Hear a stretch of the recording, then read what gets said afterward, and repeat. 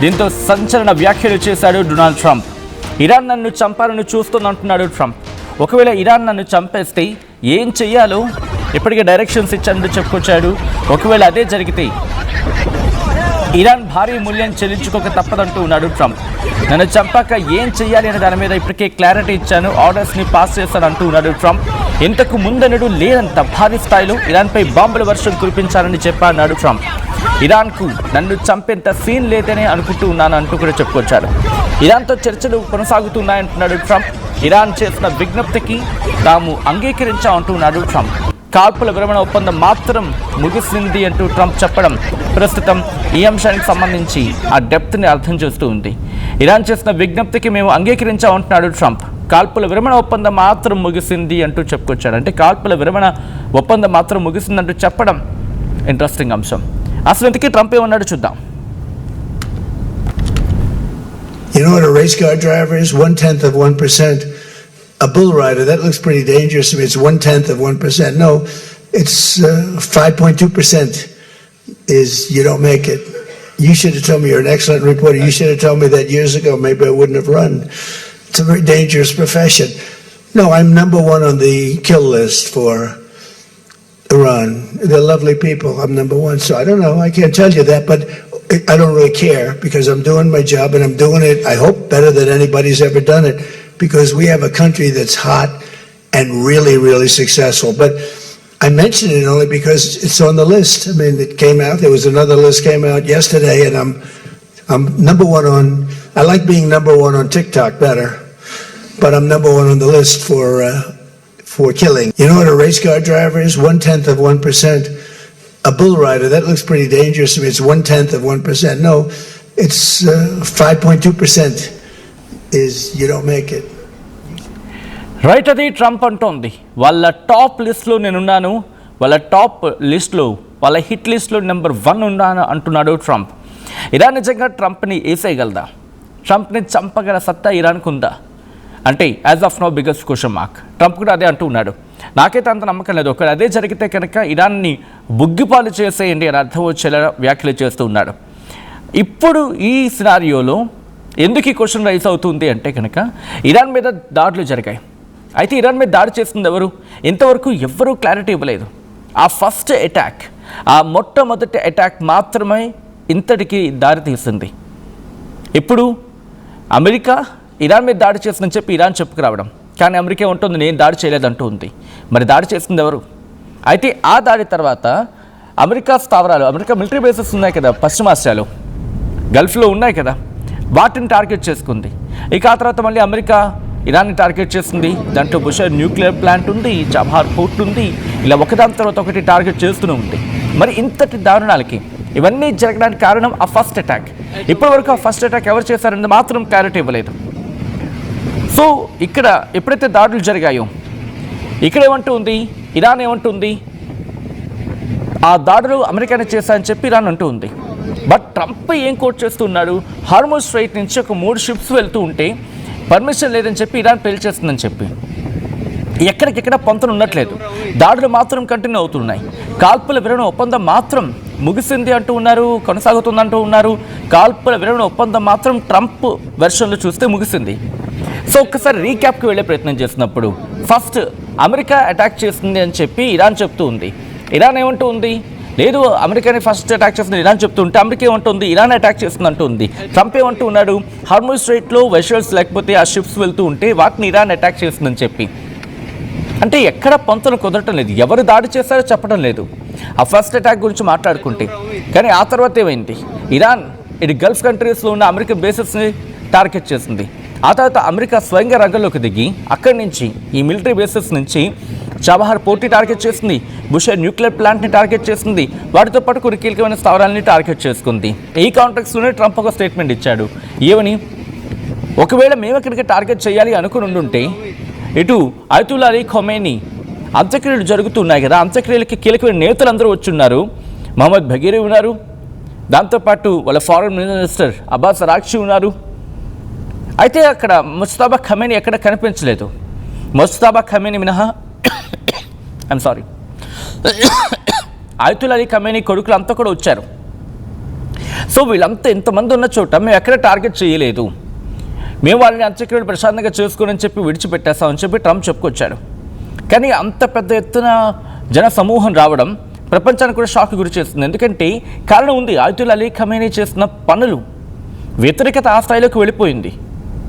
ఎందుకంటే హిజాబ్ విషయంలో ఎంత రచ జరిగిందో ఒక 2022 ఆ ప్రాంతానికి వెళ్ళిపోతే అర్థమైపోతుంది.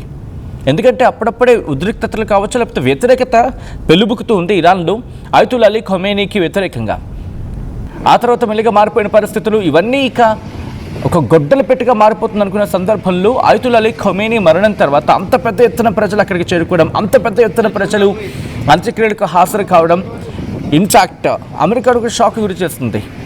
ప్రపంచ దేశాలకు సంబంధించిన కీలక నేతలు అందరూ వెళ్ళారు, గల్ఫ్ కంట్రీస్ నుంచి కూడా కొంతమంది వెళ్ళారు అంత్యక్రియలకి.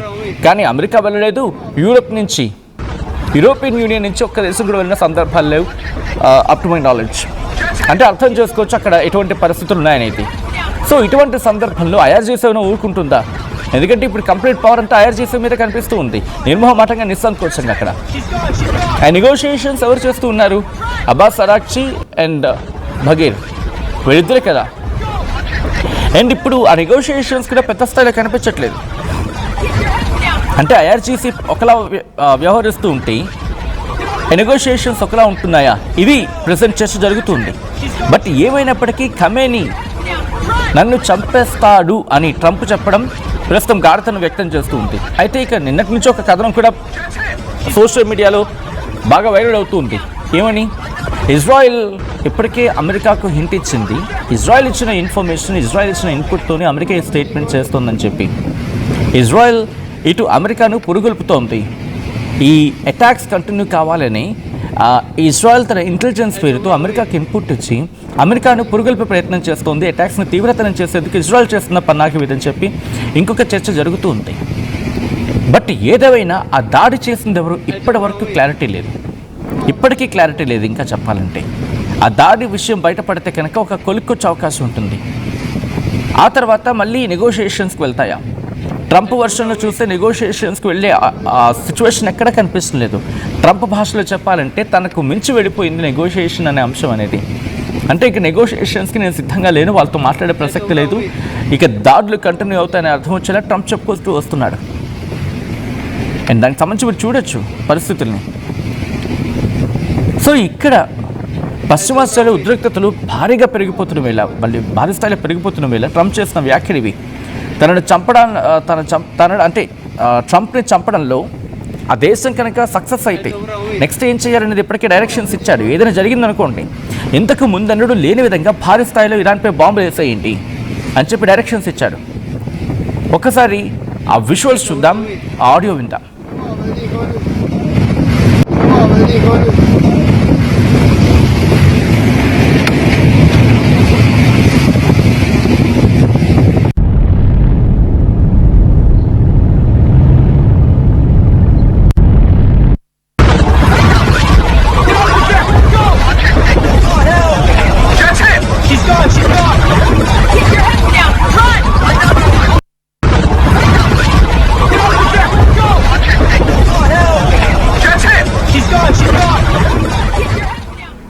అయితే ఇరాన్తో చర్చలు కొనసాగుతున్న సందర్భంలోనే ఇంతటి చేంజ్ ఎలా సాధ్యమైంది? ఏం జరుగుతూ ఉంది? ఇరాన్ ఎందుకు దాడులు చేస్తూ ఉంది? ఈ దాడుల వెనుక ఎవరి పని ఉంది? ఎవరి కుట్ర ఉంది? ఇజ్రాయెల్ పని ఉందా, లేకపోతే గల్ఫ్ దేశాల పని ఉందా, లేకపోతే అమెరికానే దాడి చేసి నాకేం తెలీదు అని చెప్పి కామ్గా కూర్చుందా? ఎందుకు దాడులు చేస్తూ ఉంది? ప్రస్తుతం దీని గురించి కదా మాట్లాడుకుంటూ ఉంది. ఈ కథలో మేము కాస్త కలవరపరచొచ్చు, దీనికి సంబంధించి తగిన జాగ్రత్తలు తీసుకోవాలని ఆర్టీవీ సూచించడం జరుగుతోంది. This is disturbing content, video description is highly advised. అయితే ఇరాన్పై దాడులు చేస్తుంది ఎవరు? ఇరాన్పై రీసెంట్గా జరిగిన దాడులు ఏ స్థాయిలో ప్రకంపనలు సృష్టిస్తున్నాయో చూసాం. అయితే ఇరాన్ దాదాపుగా గురువారం అనుకుంటా ఆ టైంలో ఒక దాడి జరిగింది. ఈ దాడికి సంబంధించి యుఎస్ ఎన్కామే చెప్పుకొచ్చింది. మొత్తం 90 లక్ష్యాలపై తాము విరుచుకుపడినట్టు వెల్లడించింది. సో ఇరాన్లోని బుషెహర్, బలూచిస్తాన్ ప్రావిన్స్పై and Sistan, Ahvaz, Chabahar ports వీటన్నిటి టార్గెట్ చేసుకుంది యుఎస్ సెంట్కామ్ అంటూ ఉంటారు. అండ్ టెహ్రాన్ కూడా ఈ దాడుల విషయంలో నేరుగా ఏ దేశాన్ని క్వశ్చన్ చేయట్లేదు. అంటే అమెరికా గురించి మాట్లాడుతుంది తప్ప ఈ దేశం టార్గెట్ చేస్తుందని చెప్పి అక్కడ క్లారిటీ ఇవ్వట్లేదు. అయితే యూఏఈ హస్తం ఉందని చెప్పి ఇరాన్ పార్లమెంట్ జాతీయ భద్రతా కమిటీ సభ్యుడు ఐఆర్జీసీ మాజీ కమాండర్ ఇస్మాయిల్ కౌసరీ అనుమానం వ్యక్తం చేయడం జరుగుతోంది. ఎందుకంటే అమెరికాకు సహకరిస్తున్నందుకు ఆ దేశం మూల్యం చెల్లించుకోక తప్పదని హెచ్చరించారు. ఇంతకుముందు అమెరికా ఇరాన్ యుద్ధం భీకరంగా జరుగుతున్న సందర్భంలో ఇరాన్లో సౌదీ అరేబియా యూఏఈ ఈ తరహాలో దాడులు చేసిన సంగతి గుర్తుంచుకోవాలి అనే అంశాన్ని కూడా కోట్ చేయడం జరుగుతోంది. సో మొత్తంగా ఏం జరగబోతుంది అనేది ఆసక్తికరంగా మారింది. బట్ బిఫోర్ ద ట్రంప్ అనే వ్యక్తి ఇటువంటి భారీ స్టేట్మెంట్ ఇవ్వడం ప్రస్తుత పరిస్థితులకు అర్థం పడుతూ ఉంది. నిజంగా ట్రంప్ని చంపేసేంత కెపాసిటీ, క్యాపబిలిటీ, అటువంటి ఇంటెలిజెన్స్ ఇరాన్కు ఉందా? మీరేమనుకుంటున్నారు? కామెంట్ చేసే ప్రయత్నం చేయండి అండ్ పోల్లో పార్టిసిపేట్ చేసే ప్రయత్నం చేయండి. ట్రంప్ ఏమంటున్నాడో చూద్దాం. Because it's on the list. I mean, it came out. You know what a race car driver is? 1/10 of 1%. A bull rider, that looks pretty dangerous to me. It's 1/10 of 1%. No, it's 5.2% is you don't make it. You should have told me. You're an excellent reporter. You should have told me that years ago. Maybe I wouldn't have run. It's a very dangerous profession. No, I'm number one on the kill list for Iran. They're lovely people. I'm number one. So I don't know. I can't tell you that, but I don't really care because I'm doing my job and I'm doing it, I hope, better than anybody's ever done it because we have a country that's hot and really, really successful. But I mention it only because it's on the list. I mean, it came out. There was another list came out yesterday, and I'm number one on. I like being number one on TikTok better, but I'm number one on the list for